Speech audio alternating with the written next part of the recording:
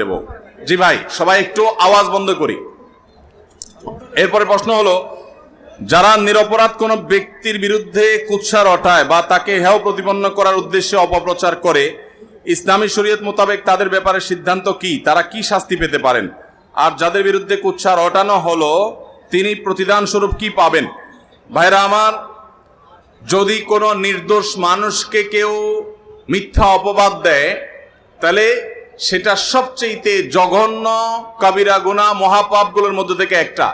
কোরআনে কারীমের সূরা হুজুরাতের মধ্যে আল্লাহ রাব্বুল আলামিন আমাদেরকে গীবত করতে যেমন নিষেধ করেছেন, একইভাবে নিষেধ করেছেন ওয়ালা তাজাসসু, তোমরা একে অন্যের পেছনে দোষ আবিষ্কার করার জন্য লেগে পড়বে না, খোঁচায় খোঁচায় মানুষের দোষ বাইর করবে না। তাও আবার যদি ডাহা মিথ্যা কথা বানিয়ে কারোর চরিত্রে কালিমা লাগানোর চেষ্টা করা হয়, সেটা যেই করুক, যে উদ্দেশ্যেই করুক, সেটা সম্পূর্ণ হারাম এবং সবচেয়ে বড় হারামগুলোর একটা। কারোর দোষ আছে সত্য, সেটা তার পেছনে বললে তাকে বলা হয় গীবত।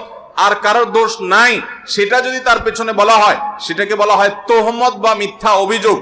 এই গীবতের অপরাধের ভয়াবহতা কত বেশি আমরা জানি।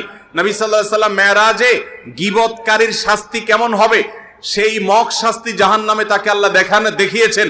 তাহলে সত্য কথা একজনের দোষ আছে, সেটা পিছনে শুধু বললাম, এর কারণে যদি এই ভয়াবহ হয়, তাহলে একটা মানুষ নির্দোষ, তার পিছনে যদি আমি মিথ্যা অপবাদ দেই, তাকে দোষী বলি, অথচ তিনি দোষী না, তাহলে সেক্ষেত্রে তার ভয়াবহতা কত জঘন্য হবে, গীবতের চাইতে কত ভয়াবহ, সেটা বলার অপেক্ষা রাখে না।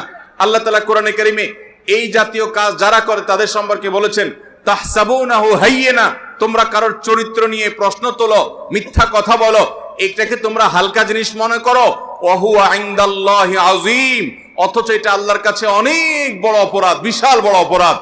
আমরা অনেকেই দেখি যে আমাদের সমাজে অনেক সময় একটা নির্দোষ মানুষের চরিত্রে কালিমা দিয়ে তার নামে মিডিয়াবাজি, পেপার পত্রিকা, মিডিয়াতে বিভিন্নভাবে আপনার ট্রায়াল হয়, তাকে দোষী সাব্যস্ত করা হয়, অথচ লোকটা সম্পূর্ণ নির্দোষ। আছে না নাই?